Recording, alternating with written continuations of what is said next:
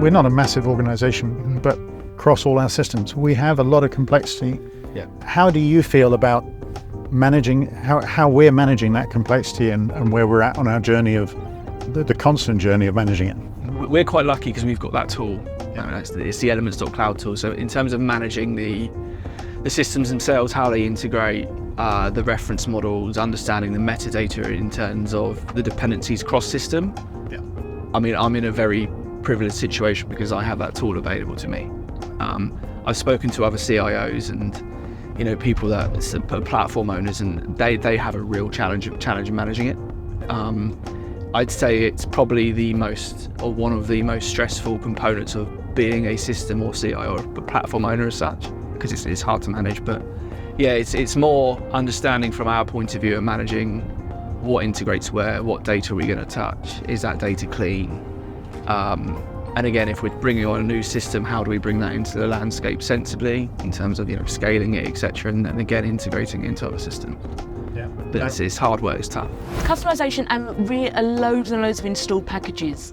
Like if they have a real big product like Financial Force or some really big product, that can just take over the org, and then you just end up with like 5 objects called the same thing, and where it's been hacked together. So I think really just over customized, not maintained, too much technical debt, just means you can't see the wood for the trees. As you can imagine, so with 12,000 users, we have a team above 100 people, right?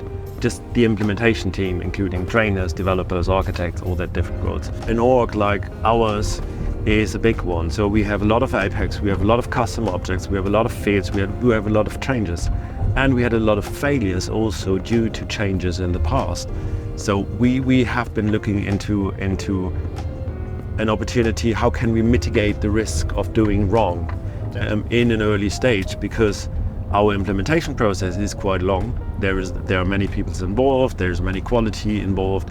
So it takes a long time until something is implemented. And if you implement it wrong by then, you just have to go back and do it again. And it takes another 3 months and users will be frustrated, and it costs hell a lot of money. We have lots of process tools, we have a lot of process descriptions. We have a lot of free-form tools like Lucidchart or Miro boards or whatever. And it all looks good, but everyone does it differently. So we have no common sense on the way, how do we document the process? How do we put in a role? How do we put in a responsibility?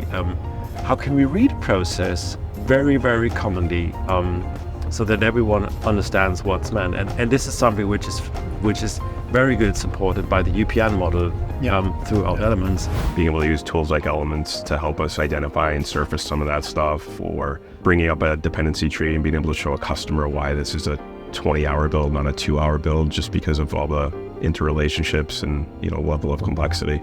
It's very, very helpful to have tools like that to make my job easier.